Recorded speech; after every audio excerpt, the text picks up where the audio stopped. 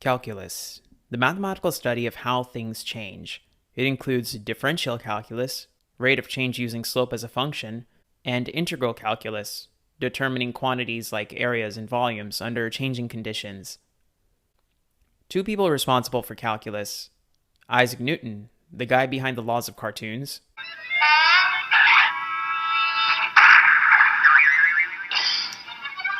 the guy who hypothesized light is made up of particles called corpuscles, which allow us to see color when they enter our eyes, or just the Apple guy, and Gottfried Leibniz. Both Newton and Leibniz are independently responsible for the foundations of calculus that we see today. Now, did calculus start with them? Of course it didn't. Let's go back in time. Too far. Babylonia was an ancient Mesopotamian state comprising of modern Iraq, Syria, and Egypt. The capital city, Babylon, was about 60 miles from modern Baghdad. Babylonians offered an early intuition on the infinite process. They could determine the square root of a rational number to any number of decimal places. A contributing factor was their sexagesimal number system that allowed for a compact notation. Sexagesimal number system has a base 60.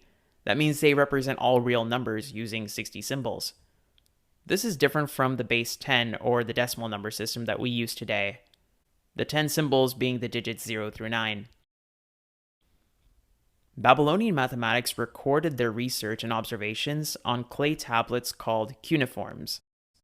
This is a famous cuneiform that shows that the diagonal of a square is root 2 times its side.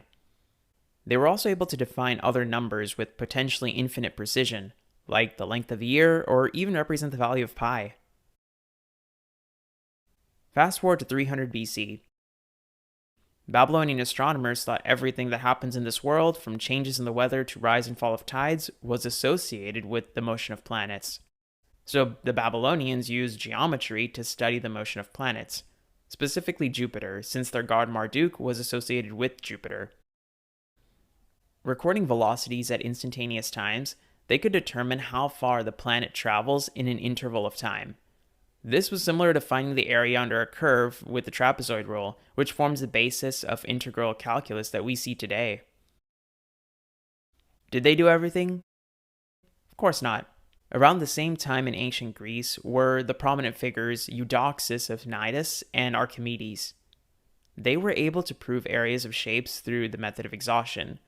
For normal polygons, say an octagon, we split it up into a number of triangles and find the area of each triangle, then add it up to get the area of the polygon. Circles are a special case since they can't directly be split into triangles. Half a circle is just half a circle.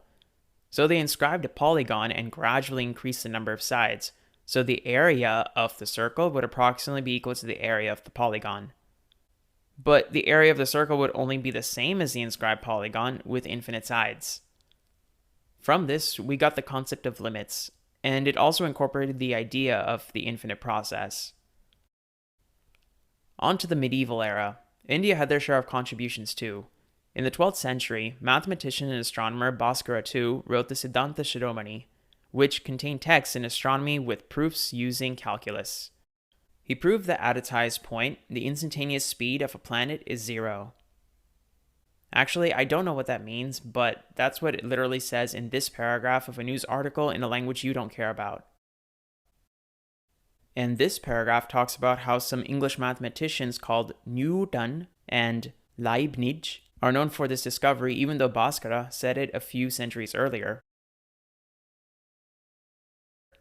One of the greatest mathematicians and astronomers in the 14th century India, Madhava, linked the idea of infinite series with geometry and trigonometry. He was able to formulate infinite series expansions for sine, cosine, arctan, and even pi. So you see these expansions here, you know, the one that we call the power series expansions? But nope, they're actually called the Madhava series. This is the Madhava sine series, this is the Madhava cosine series, and this is the Madhava arctangent series. But if he did find this, then why didn't Madhava get the credit himself? We can't find his work. The only sources were the mathematicians who referenced him, Newton and Leibniz and other Western mathematicians were 300 years too late. The history of calculus and mathematics isn't straightforward. Different countries came up with their own methods around the same time. Using this knowledge, we attribute its flourishing as a promising field to the people who tied it all together. Newton was a physics buff. His calculus was defined out of necessity to lay the foundations of gravitation and the laws of motion. So it's no surprise that he thought of calculus in terms of motion and called his calculus the method of fluxions. A variable of interest was called a fluent, and its velocity was called a fluxion. While Newton thought of his calculus in terms of motion, Leibniz had a more mathematical interpretation. To him, calculus was more of sums of infinitesimal distances, the same meaning behind the notation we use today. And so most of the notation we use is actually from Leibniz. So who took the credit for calculus? Newton conceived his ideas in the 1660s, while Leibniz came to similar conclusions a decade later, but Leibniz published his findings nearly a decade before Newton. Well, initially it was Newton, but after their deaths, both were attributed the title inventors of calculus. Regardless, as we have seen, calculus wasn't invented overnight. It's a branch in mathematics that has multiple roots from thousands of years ago, and it continues to power newer fields like machine learning and AI. If not for all these people, some of us would be doing different things. Hope you guys like this little tangent from the hardcore math videos I've been dishing out lately. Subscribe for more content on data sciences, and I will see you in the next one.